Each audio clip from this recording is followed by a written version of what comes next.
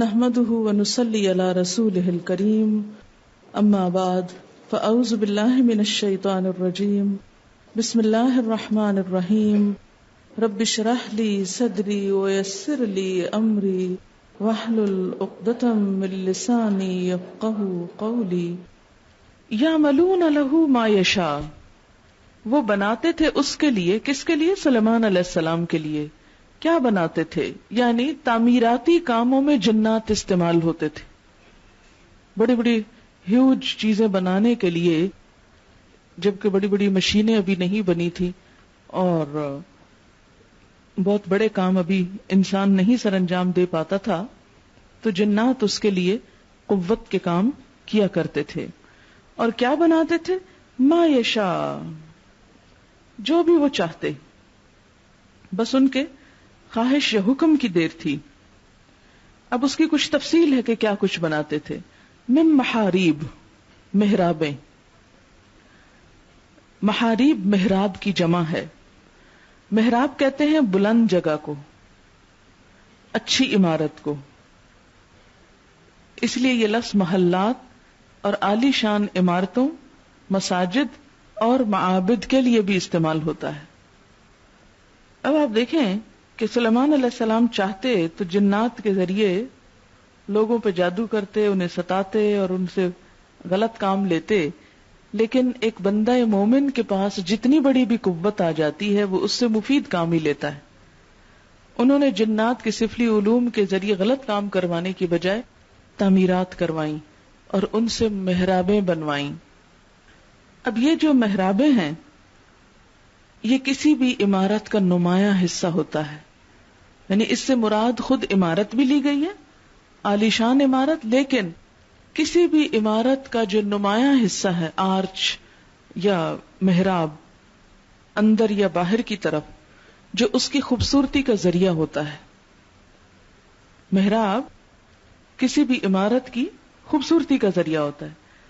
اب سلیمان علیہ السلام نے جنات سے محرابیں بنوائیں تو اس سے مراد کیا ہو سکتی ہے کہ تعمیراتی آرٹ کا کام لیا. یعنی اس کے بلند اور نمایاں حصے میں خوبصورت آرٹ کا مظاہرہ بھی کروایا. آرٹ اور آرکیٹیکچر دونوں چیزیں اس میں شامل ہیں. اس سے پتہ چلتا ہے کہ بیسیکلی اللہ کے نزدیک ان چیزوں میں کوئی خرابی نہیں ہے، کوئی برائی نہیں ہے، ان کی تعمیر سے منع نہیں کیا گیا. مسلم آرکیٹیکچر کے نام سے آپ اگر دیکھیں مختلف کتابیں اور تصویریں پرانی عمارتوں کی تو آپ حیران ہو جائیں گے. آج کے دور میں مسلمانوں نے اس علم اور فن میں ترقی کرنا، محنت کرنا چھوڑ دی، اور عموماً مذہبی طبقے کے اندر یہ خیال پایا جاتا ہے کہ شاید یہ صرف دنیا کا کام ہے اور اس کا کچھ بھی فائدہ نہیں، جبکہ یہ انسان کو دی جانے والی صلاحیتوں، عقل، فن کا اظہار ہے کہ اللہ نے انسان کو کیا کچھ دے رکھا ہے. یعنی جو انسان کی خوبصورت سوچ ہے وہ اگر کسی کینوس پر یا کسی عمارت پر نظر آتی ہے بہترین مہارت کے ساتھ، تو یہ بھی اسلام کی ترقی کا ذریعہ بنتی. اس کے حدود اسلام نے مقرر کی جو ابھی میں آپ کو بتا دوں گی، لیکن اس سے منع نہیں کیا گیا. ہاں، یہ بات غلط ہے کہ انسان آرٹ میں منہمک ہو کر اللہ کے دین کو بھول بیٹھے. آج بھی آپ دیکھیں کہ ترکی کی بہت ساری مسجدیں جو اسلامک آرٹ کا بہترین نمونہ ہیں، آج بھی بہت سے لوگوں کی اسلام کی قبولیت کا ذریعہ بنتی ہیں.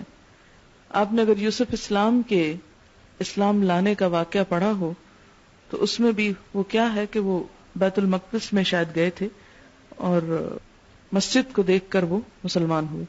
خود آپ کی کلاس فیلو ہے جو یہاں تو نہیں ہوتی لیکن آپ کے ساتھ ساتھ ہی ٹیسٹ دے رہی ہے اور چل رہی ہے نازلہ، تو اسے جب میں لاہور اپنے ساتھ لے گئی تو اس نے چھوٹی سی اسپیچ دی کہ وہ کس طرح اسلام کی طرف آئی.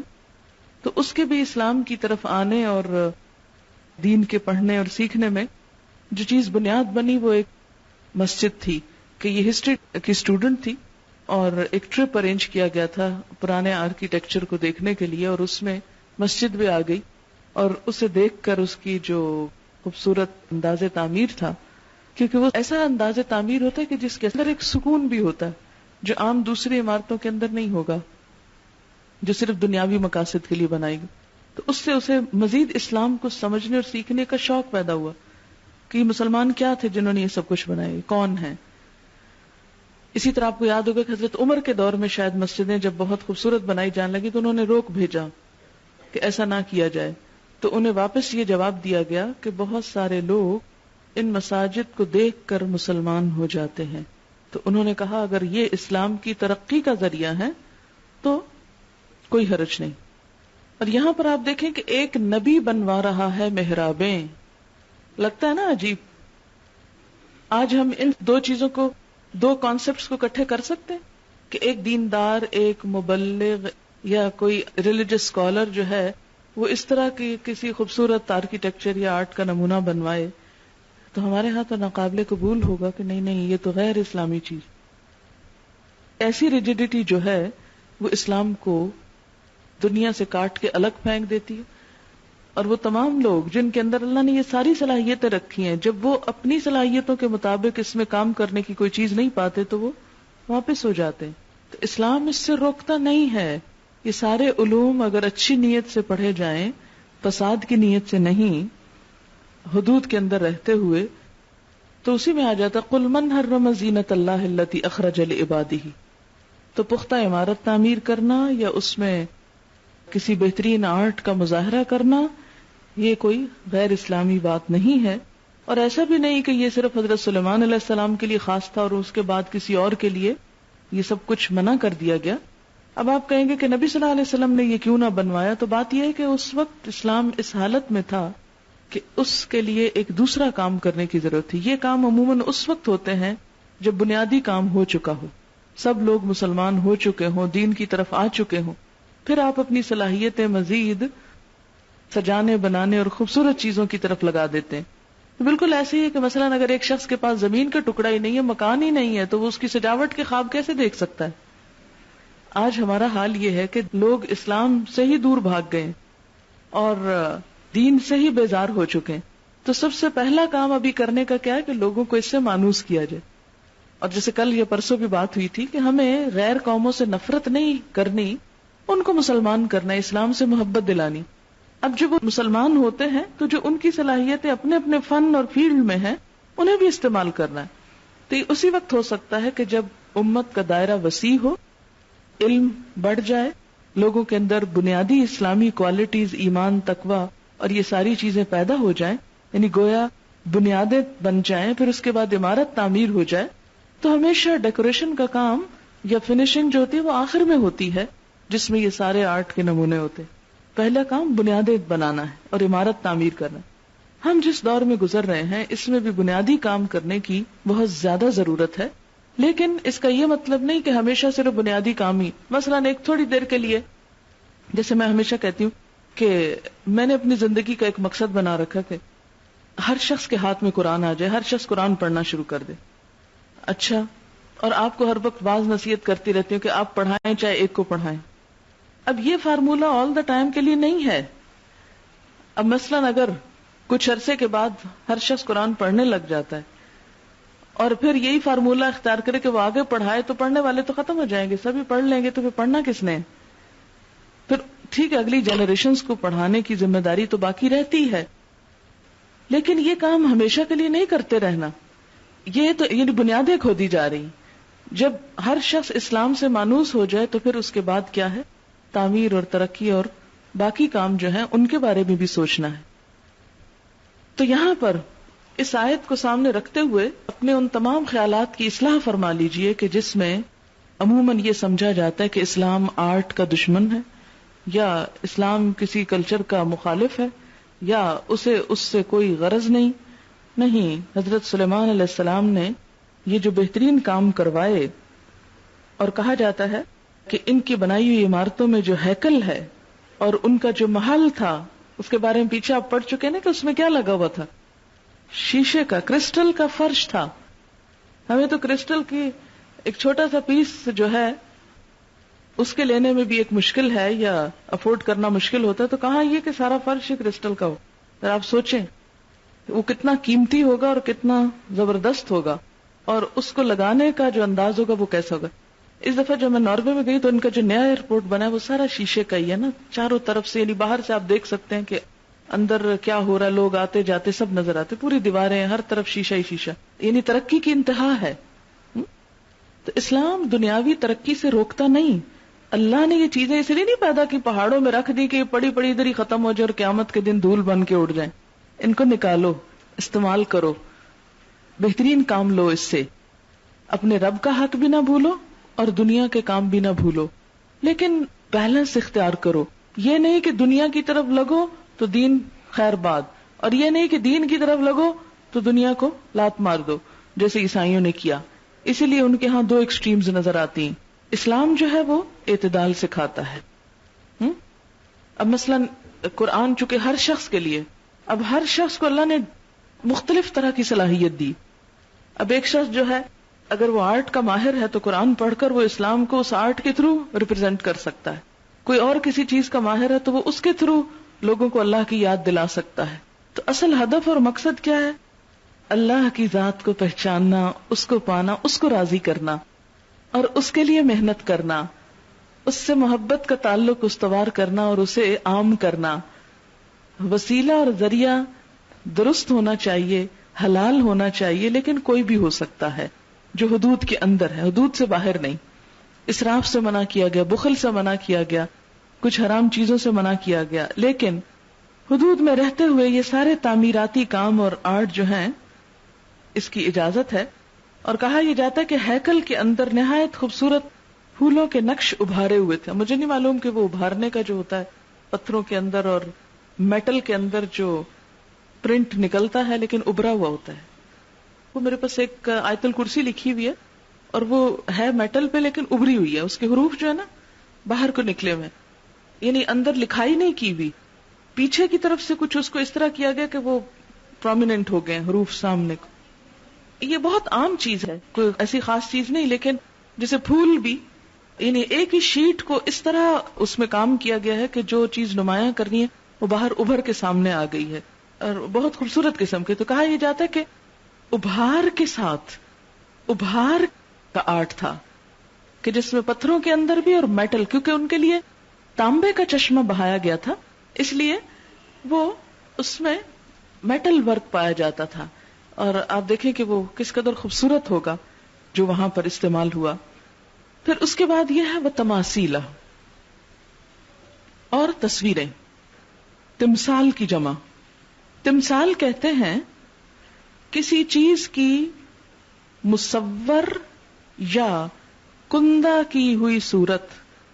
کندہ کاری ہوتی ہے کسی چیز کے اندر، جیسے مجسمہ بنایا جاتا ہے نا، اسٹیچوز جیسے بنائے جاتے ہیں کارو کر کے، کارونگ کہہ سکتے ہیں آپ. اور یہ شبیہ یا پیکر اور مجسمہ کو کہتے ہیں، یعنی کسی چیز کا پیکر ڈھالنا یا شبیہ بنانا یا مجسمہ سازی، تینوں کے لیے استعمال ہوتا ہے. لیکن تمثال کا جو روٹ ہے میم سے لام سے ہے، مثل سے، تو وہ دراصل کیا ہے؟ یعنی وہ تمثال ہو بہو ہو، یعنی بالکل مشابہ ہو، مختلف نہ ہو. تمثال کا روٹ میم سے لام سے ہے، ٹھیک ہے؟ تو تمثال کا اطلاق کس چیز پر ہوگا؟ جو کسی چیز کی ہو بہو تصویر ہو، ہو بہو شبیہ ہو بہو اس کی بناوٹ، اس کا جو میک ہے بالکل رضا میں، جیسے کسی چیز کا پورٹریٹ بنانا ہوتا ہے. تمثال کا لفظ جاندار اور بے جان دونوں چیزوں کے لیے استعمال ہوتا ہے. مثلاً کسی دریا، پہاڑ، درخت، جھاڑی، پھول وغیرہ کی حقیقی یا فرضی. حقیقی کیا ہے؟ مثلاً کہیں آپ نے پھول دیکھے یا کوئی جھاڑی دیکھی اور ہو بہو اس کی کاپی کر رہے ہیں آپ. تو کسی بھی چیز کی حقیقی سین کی تصویر یا فرضی امیجنری آپ بنا رہے ہوں. تو پہلی بات تو کیا ہے؟ تمثال سے مراد مثل بمثل، مانند، ہو بہو. ہو بہو کا لفظ آپ کر سکتے ہیں، کسی چیز کی ہو بہو تصویر، خواہ کسی کاغذ کے اوپر ہو، خواہ کسی پتھر کے اوپر ہو، خواہ کسی میٹل کی چیز پر ہو. پھر دوسری چیز جاندار ہو یا بے جان، دونوں کے لیے لفظ تمثال استعمال ہوتا ہے. حقیقی بھی ہو سکتی ہے، فرضی بھی ہو سکتی ہے، امیجنری بھی ہو سکتی ہے. ٹھیک ہے. اچھا، بے جان میں کیا چیزیں آئیں؟ جیسے دریا، پہاڑ، درخت، جھاڑیاں، پھول وغیرہ. اور جاندار میں کون سی آتی ہیں؟ جیسے انسان، فرشتے، جنات، حیوانات وغیرہ. تورات میں یہ بات آتی ہے کہ حضرت سلیمان علیہ السلام نے دونوں قسموں کی تصویریں بنوائیں، جاندار کی بھی اور بے جان کی بھی. مثلا ان کے محل کے سلسلے میں آتا ہے، اور ان حاشیوں پر جو پٹڑوں کے درمیان تھے شیر اور بیل اور کروبی بنے تھے. اور اسی طرح ہیکل کی تعمیر کے بیان میں ہے، اور الہام گاہ میں اس نے زیتون کی لکڑی کے 2 کروبی 10 ہاتھ اونچے بنائے، اور کروبی کا ایک بازو 5 ہاتھ اور دوسرا بازو بھی 5 ہاتھ کا تھا.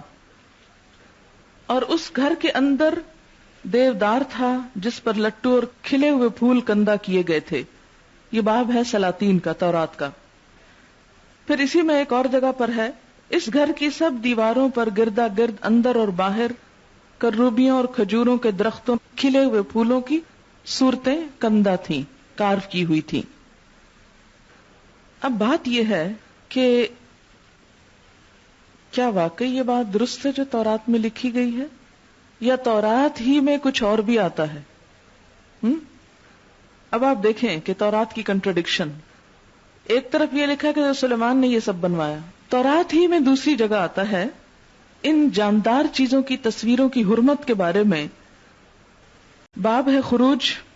خداوند تیرا خدا جو تجھے زمین مصر سے غلامی کے گھر سے نکال لایا میں ہوں، میرے حضور تیرے لیے دوسرا خدا نہ ہووے. تو اپنے لیے کوئی مورت یا کسی چیز کی صورت جو اوپر آسمان پر یا نیچے زمین پر یا پانی میں زمین کے نیچے ہے مت بنا. تو ان کے آگے اپنے تئیں مت جھکا، یعنی اپنے آپ کو مت جھکا، اور نہ ان کی عبادت کر، کیونکہ میں تیرا غیور خدا ہوں. اب یہ تورات ہی میں تصویریں بنانے کی حرمت کے بارے میں صاف طور پر لکھا ہوا ہے، اور دوسری طرف حضرت سلیمان سے یہ چیزیں منسوب بھی کی گئی ہیں. اب بعض لوگوں نے اس کے بارے میں یہ کہا کہ حضرت سلیمان کی شریعت میں شاید اس کی اجازت ہو، لیکن باقی انبیاء کی شریعت میں اس کی اجازت نہیں تھی. لیکن بات یہ ہے کہ مذہبی تقدس کے اعتبار سے تو ہر شریعت میں یہ سب کچھ حرام قرار دیا گیا، حتیٰ کہ حضرت نوح علیہ السلام کے دور میں جو ود اور سوا اور یغوث اور یعوق کے مجسمے بنائے گئے تھے، ان کی بھی حرمت کا ذکر ملتا ہے کہ کہیں بھی اس کو الاؤ نہیں کیا گیا. بہرحال پچھلی شریعتوں میں جو کچھ ہو، جائز ہو یا ناجائز، اس میں ہم ایک حد تک ہی بات کریں گے. ہم یہ دیکھیں گے کہ اسلام میں اس کے بارے میں کیا حکم ہے، ہمارا دین ہمیں کہاں تک جانے کی اجازت دیتا ہے، اور ان چیزوں کے بارے میں ہماری سوچ کس قسم کی ہونی چاہیے، تاکہ ہم ایسا نہ ہو کہ صرف اپنی کسی ذاتی خواہش کو پورا کرنے کے لیے ایک چیز کو حلال بنانے میں مشغول ہو جائیں اور اللہ کے ہاں پکڑ ہو جائے، اور یہ بھی نہ ہو کہ ایک حلال چیز جو حلال ہو اسے بلا وجہ اپنے ایک خود ساختہ مذہبی تقدس یا تقوی کی علامت قرار دے کر اس کو خود سے حرام قرار دے دیں اور کسی بھی ایک انتہا کو نکل جائیں. تو ہمیں اس معاملے میں، تصویر کے معاملے میں، سارا سال آپ سوال کرتے رہے ہیں، تو اس کے معاملے میں قرآن اور سنت میں جو کچھ آتا ہے اور جو مختلف احادیث آتی ہیں وہ میں آپ کے سامنے رکھ کر اس مسئلے کو کچھ واضح کرنے کی کوشش کروں گی. سب سے پہلی بات یہ ہے کہ ہم اس کو 2 حصوں میں بانٹیں گے. ایک ہیں سایہ دار چیزیں، سایہ دار مجسمے، اور دوسری ہیں شبیہ ہیں، کسی کاغذ پر یا دیوار کے اوپر کسی تصویر کا ہونا. مجسمہ کیا ہے؟ الگ سے کوئی چیز اس طرح بنانا کہ جسے کسی جگہ پر گاڑ دیا جائے، نصب کر دیا جائے، تو وہ ایک جیتا جاگتا انسان یا وہ جانور یا وہ پرندہ لگے جس کو وہ بنایا گیا اور اس کا سایہ بھی گر رہا ہو. یعنی ایک ہے کھود کر کسی چیز کو بنانا یا کاغذ کے اوپر بنانا، اور دوسرا کیا ہے الگ سے کسی چیز کو بنا کے گاڑ دینا جس کا پھر سایہ بھی ہو. ٹھیک ہے، جیسے میں نے آپ کو کہا تمثال کا لفظ تصویر اور مجسمہ دونوں کے لیے استعمال ہوتا ہے، چھپی ہوئی تصویر کے لیے بھی اور اس کے علاوہ مجسمے کے لیے بھی. لیکن اردو میں یہ دونوں لفظ الگ الگ استعمال ہوتے ہیں، اس لیے میں ان دونوں کے بارے میں الگ الگ بات کروں گی. پہلے ہم مجسمے کی بات کرتے ہیں، اسٹیچو کی بات کرتے ہیں، اور یاد رکھیں اسٹیچو میں بھی جاندار اسٹیچو کی بات ہوگی، بے جان کی نہیں.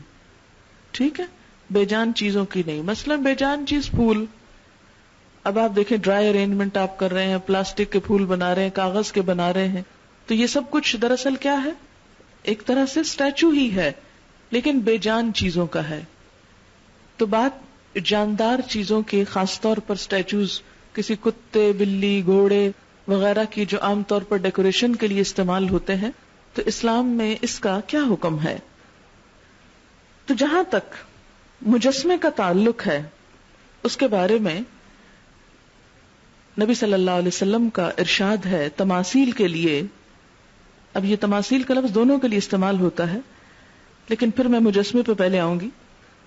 نبی صلی اللہ علیہ وسلم کا ارشاد ہے ان الملائکۃ لا تدخل بیتا فیہ تماثیل، یقیناً فرشتے اس گھر میں داخل ہی نہیں ہوتے جس میں تماثیل موجود ہوں، ہو بہو جانوروں یا انسان یا جن کی تخیلاتی تصویر موجود ہو.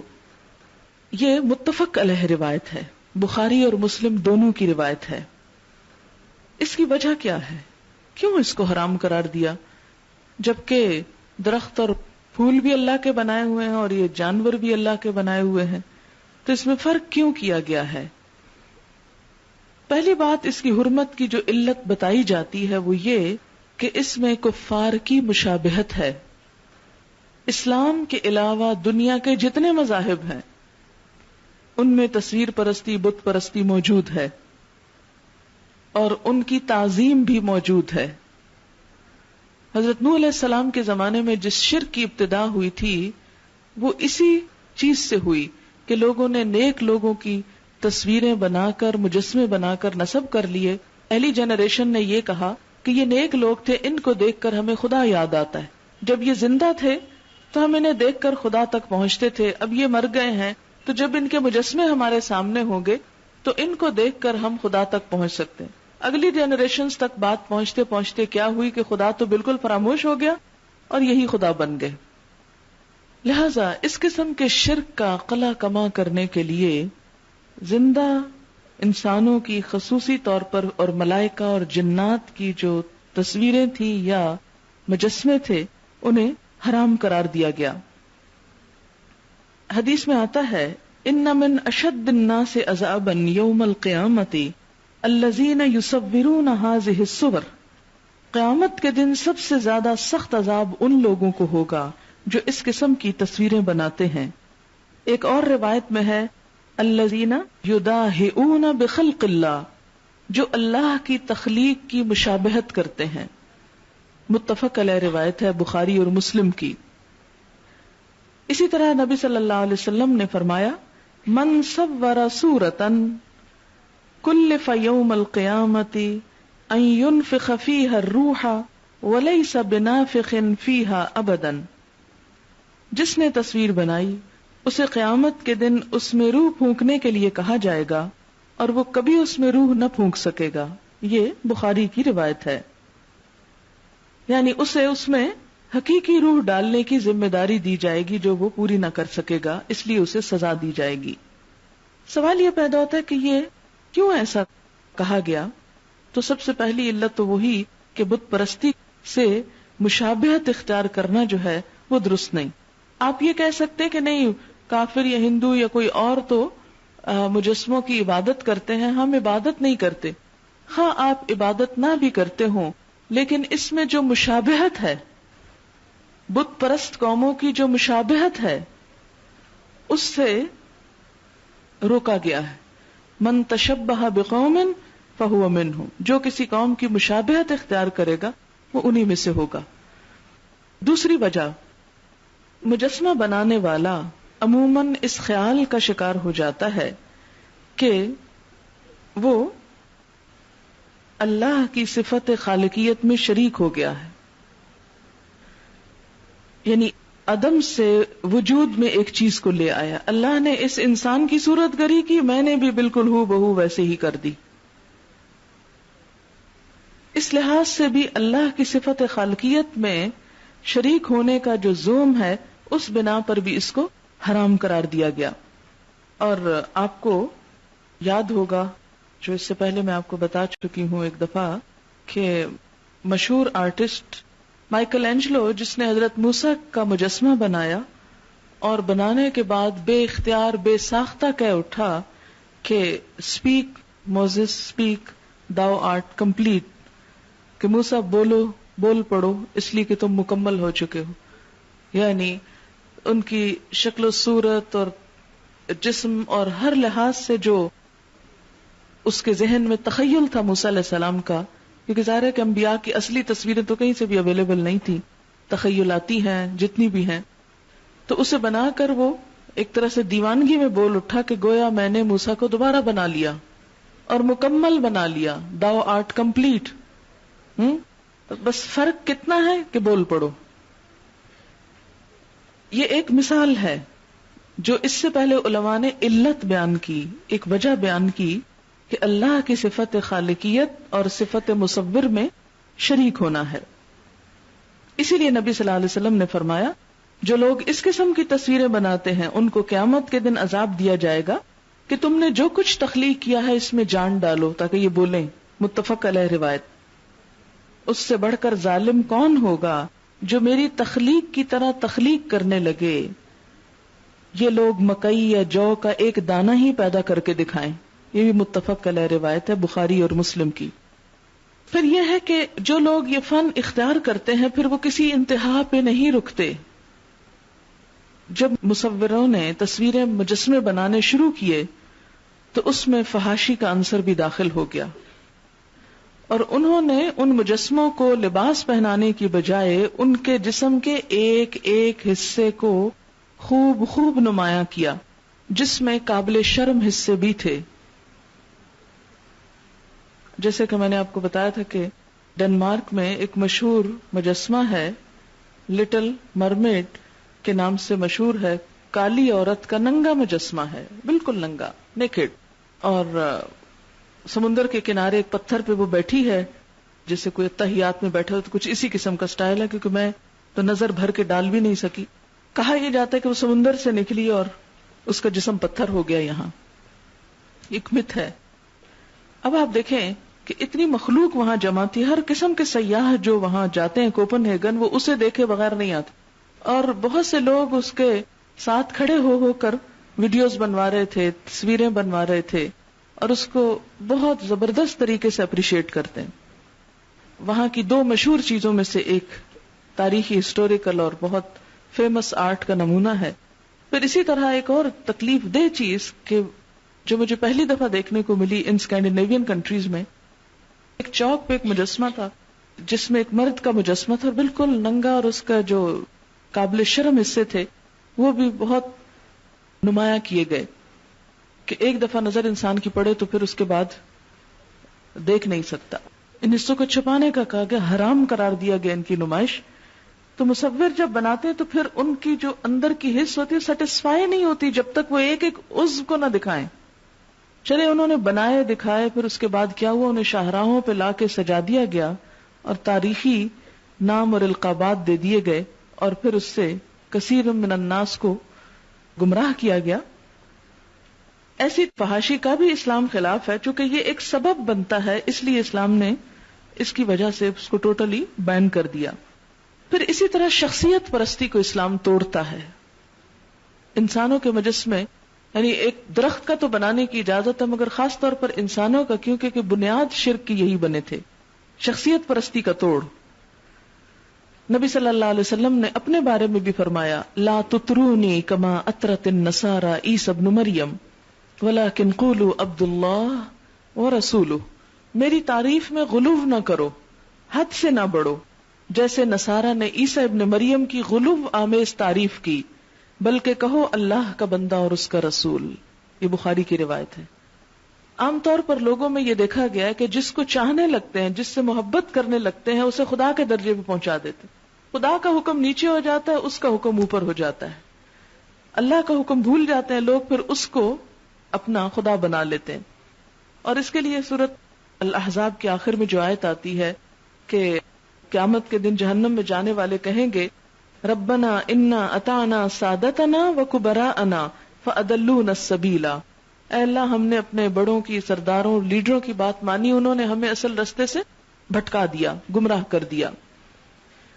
تو انسانوں کے، اور خصوصاً ایسے انسانوں کے مجسمے کہ جنہوں نے تاریخ میں کوئی کردار ادا کیا ہو، جو بڑے بڑے کارنامے کیے ہوں، خواہ پیغمبر ہوں، خواہ کوئی نئے نئے نظریات پیش کرنے والے، یا کوئی بڑے بڑے سائنٹسٹ، ان تمام کے لیے پھر جو دلوں میں عقیدت ہوتی ہے، جب وہ دنیا سے رخصت بھی ہو جائیں تو مجسموں کی شکل میں انہیں ایک طرح سے خدا مان لیا جاتا ہے۔ قوم نوح کی مثال ابھی میں نے آپ کے سامنے رکھی کہ جن کے شرک میں مبتلا ہونے کی اصل وجہ ہی یہ تھی کہ وہ نیک لوگوں کی تصویریں بنا کر اپنے سامنے رکھ بیٹھے۔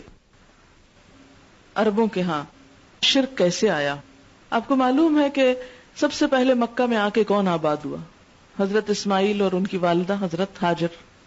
حضرت ہاجرہ اور یہ جو دو تھے، ان کے والد ابراہیم علیہ السلام تھے جو بت شکن تھے، جو نکالے ہی اپنے ملک سے اس لیے گئے کہ بت توڑ ڈالے تھے انہوں نے۔ خالص توحید پرست، جنہیں بار بار قرآن میں کہا گیا لم یکن من المشرکین، بار بار تردید کی گئی۔ ان کی نسلوں میں توحید رہی سالہ سال تک، صدیوں تک، لیکن پھر شرک میں مبتلا ہو گئے۔ اس کی ابتدا کہاں سے ہوئی؟ کہتے ہیں کہ ان کا ایک بہت بڑا شخص تھا، بہت مالدار، بڑا خوبصورت ایک سردار تھا جس کا نام تھا عمرو ابن لحی۔ یہ شام کے علاقے میں گیا اور وہاں بیمار ہو گیا، تو اپنے شہر میں علاج نہ ہوا تو شام کے علاقے میں گیا۔ وہاں جا کر آب و ہوا بھی بدلی ہوگی تو صحیح ہو گیا ہوگا، لیکن وہاں کے لوگ جو بت پرست تھے انہوں نے اس کے ذہن میں ڈالا کہ تمہیں جو صحت ہوئی ہے ان بتوں کی وجہ سے ہوئی ہے۔ تو انہوں نے چلتے وقت اس کو ساتھ کچھ خوبصورت مجسمے دے دیے، اس نے لا کے وہ کعبہ میں رکھ دیے، اور چونکہ بہت مالدار انفلوئنشل شخص تھا، لوگ اس کی باتیں مانتے تھے، لہذا بہت سخی بھی تھا، لوگوں کو بہت پیسہ دیتا تھا۔ آپ دیکھیں کہ پیسہ ہمیشہ لوگوں کے ایمان کو خریدنے کا ذریعہ بنتا ہے، اسی لیے آپ صلی اللہ علیہ وسلم نے سب سے زیادہ اس فتنے سے خبردار کیا کہ میری امت کے لیے سخت نقصان دہ ہوگا۔ بہرحال اب ہوا یہ کہ چونکہ وہ لوگوں پہ مال خرچ کرتا تھا تو لوگ خود بخود اس کی بات مانتے تھے۔ آج بھی آپ دیکھیں کہ جو آپ پہ مال خرچ کرے، قدرتی طور پر اس کے لیے آپ کے دل میں ایک نرم کارنر ہو جائے گا۔ تو وہ لوگوں پہ چونکہ اب مال بھی رکھتا تھا، سردار بھی تھا، اثر انگیز تھا، لہذا جو نظریہ وہ لے کر آیا اسے لوگوں نے قبول کر لیا۔ آپ نے حدیث پڑھی ہوگی کہ قیامت کے دن اس کو شدید ترین عذاب دیا جائے گا، اس کی آنتڑیاں باہر آ رہی ہوں گی، کیونکہ وہ شرک کی ابتدا کا ذریعہ بنا تھا مکہ کے اندر، عین اس جگہ جہاں اللہ کا گھر تھا، جو بنایا اللہ کے دوست نے، جس نے کئی بت توڑ کر آگ میں جلنا گوارا کر لیا۔ اب اس کے وجہ سے مشکل یہ ہوئی کہ مکہ میں جب ایک نظریہ پھیلا تو سارا عرب وہاں حج کرنے کو آتا تھا، لہذا جو آئے انہوں نے کہا کہ یہ تو ایک نئی چیز اور بہت خوبصورت چیز ہے، اور وہاں کی دیکھا دیکھی وہ سارے مجسمے پورے ملک میں پھیل گئے۔ تو اسلام بنیادی طور پر شخصیت پرستی کے خلاف ہے، یعنی ذات پرستی، انسان پرستی۔ نبی صلی اللہ علیہ وسلم کو بھی ہمیں جو اہم مقام اور مرتبہ دینا ہے وہ کس وجہ سے دینا ہے کہ وہ اللہ کے رسول تھے، جیسے کہ آپ نے خود فرمایا وَلَٰكِنْ قُولُوا عَبْدُ اللَّهِ، کہ میں اللہ کا بندہ ہوں، وَرَسُولُهُ، اور اس کا رسول ہوں۔ کلمہ شہادت جو ہمیں سکھایا گیا اس میں بھی یہی ہے، اشہد ان لا الہ الا اللہ واشہد ان محمدا عبدہ ورسولہ۔ آپ صلی اللہ علیہ وسلم نے یہ بھی فرمایا لا تجعلوا قبری عیدا، میری قبر کو جشن گاہ نہ بنانا. یعنی مسجد میں آنے کی تو آپ نے تلقین کی اور اس میں نماز پڑھنے کا بڑا اجر و ثواب بتایا، لیکن اپنی قبر کی طرف اس طرح رجحان کرنے کو منع کیا کہ اسے میلہ نہ بنا لینا، کہ خاص طور پر اس کے لیے سفر کرنا. اب آپ دیکھیں کہ ہمارے ہاں جو عام طور پر خیالات پائے جاتے ہیں وہ کیا ہیں؟ حج پہ کوئی جائے تو کہتے ہیں نبی صلی اللہ علیہ وسلم نے بلایا، ان کے بلاوے پہ جا رہے ہیں. پھر اور اس کے علاوہ کیا کہتے ہیں کہ مدینے والے نے بلایا ہے اور روزے پہ جانا ہے. حج کے لیے بیت اللہ کا لفظ عموماً کم اور روزے کا لفظ زیادہ استعمال کرتے ہیں، حالانکہ روزے کی نیت سے سفر کرنا درست نہیں، مسجد کی نیت سے سفر کرنا چاہیے. آپ صلی اللہ علیہ وسلم نے اللہ تعالیٰ سے بھی دعا کی، اللہم لا تجعل قبری وثنا یعبد، اے اللہ میری قبر کو ایک بت نہ بنا دینا کہ جو لوگ پوجنے لگیں. یعنی قبر پرستی بھی ہے نا، اسی لیے قبروں کے اوپر بڑی بڑی عمارتیں کھڑی کرنا اور مزار بنانا اس کو بھی منع کیا گیا، کیونکہ پھر اسی سے قبر پرستی بھی شروع ہو جاتی ہے اور قبریں برابر کرنے کا حکم دیا گیا. آپ صلی اللہ علیہ وسلم نے فرمایا، لوگو جس طرح تم مجھے خطاب کرتے رہے ہو اسی طرح کرو. یعنی ایک شخص آپ کے پاس آیا اور کہنے لگا، اے اللہ کے رسول، اے ہماری بہترین شخصیت، اے ہماری بہترین شخصیت کے صاحبزادے، اے ہمارے سردار، اے ہمارے سردار کے صاحبزادے. آپ نے یہ سن کر فرمایا، لوگو جس طرح تم مجھے خطاب کرتے رہے ہو اسی طرح کرو، شیطان تمہیں فریب میں مبتلا نہ کر دے. میں محمد اللہ کا بندہ اور اس کا رسول ہوں. میں نہیں پسند کرتا کہ جو مقام مجھے اللہ نے عطا فرمایا ہے اس سے بلند مقام تم میرے لیے تجویز کرو. آپ نے اپنی ذات کے لیے بھی کہا کہ جو مقام مجھے اللہ نے دیا ہے میرے لیے وہی سب سے بہترین ہے، اس سے بلند مجھے مت قرار دو. اور ہمارے ہاں شعروں کی شکل میں کیا کہا جاتا ہے، کعبے کا بھی کعبہ میٹھے نبی کا روزہ. یہ ایک نعت ہے بڑی مشہور کہ کعبے کی عظمتوں کا منکر نہیں ہوں لیکن کعبے کا بھی کعبہ میٹھے نبی کا روزہ. ہر مکان سے اعلیٰ میٹھے نبی کا روزہ، عرش اعلیٰ سے اعلیٰ. Can you imagine? یہ غلوب ہوتا ہے اور اسی سے منع کیا گیا کہ آپ کی حیثیت کو بھی اللہ کے برابر یا اس سے بلند مت قرار دو، یہ شرک ہے. تو بت پرستی سے بنیادی طور پر انسانوں کے بت بنا کر رکھنے سے اسی وجہ سے منع کیا گیا کہ اس سے نمبر 1 توحید میں خلل نہ پڑے، نمبر 2 فحاشی نہ پھیلے. آج بھی آپ دیکھیں بہت سے لوگوں کے گھروں میں سجاوٹ کے لیے جو بت رکھے ہوتے ہیں اس میں کیا نمایاں ہوتا ہے؟ بہت سی فحش چیزیں نمایاں ہوتی ہیں. یعنی عورت کے صنفی اعضاء کو نمایاں کر کے پیش کیا گیا ہوتا ہے، کیونکہ سارا آرٹ یہیں پہ آ کے ختم ہوتا ہے. یعنی شرک کی ابتدا نہ ہو، فحاشی کی ابتدا نہ ہو، شخصیت پرستی کی ابتدا نہ ہو. یہ تینوں چیزیں دین کے لیے زہر قاتل ہیں. لیکن اس سے ایگزمپٹ کیے گئے بچوں کے کھلونے، اور وہ کھلونے جو بالکل ہو بہو نہ ہو. ہو بہو کا کیا مطلب ہے؟ کہ اتنی مشابہت نہ ہو ان میں اصل کی کہ آپ دیکھ کے یوں لگے کہ جیسے کوئی بچہ لیٹا ہوا. آج کل کئی ایسی گڑیاں بھی آئی ہیں نا، باربی کو آپ دیکھیں کہ کس قدر وہ مشابہ ہوتی ہے، اور خصوصی طور پر ایسے اعضاء میں. ایسے ہی بعض جو سافٹ ٹوائز ہیں ان میں بھی، جیسے واٹر ڈالز جو بنائی جا رہی ہیں، پانی کی گڑیاں، تو ان کو اٹھانے سے آپ کو ایسے محسوس ہوگا جیسے آپ نے واقعی بچے کو اٹھایا ہوا ہے نا. اسی طرح ان کی جو شیپ ہے اس میں بھی بسا اوقات بال بچے کے اور آنکھیں، اور وہ دور پڑا ہوا آپ پہچان نہیں سکتے. اور سائز اگر وہ چھوٹا ہو تو اور بات ہے، لیکن جب وہ سائز بھی بچے کا ہی ہو جاتا ہے اور ٹانگیں یوں لٹک رہی ہوتی ہیں اور پاؤں کے انگوٹھے اور چھوٹی چھوٹی انگلیاں اور وہ سب کچھ، تو یوں لگتا ہے کہ جیسے اصلی بچہ ہے. تو ایسے ٹوائز نہیں ہونے چاہیے. لیکن ٹوائز میں جیسے گڑیا بچے کھیلتے ہیں، یا اور سافٹ ٹوائز ہوتے ہیں، یا اس میں ہوا بھر کے ٹوائز بن جاتے ہیں، تو وہ ہو مگر بالکل مشابہ نہ ہو. تمثال کا کیا مطلب ہے؟ ہو بہو.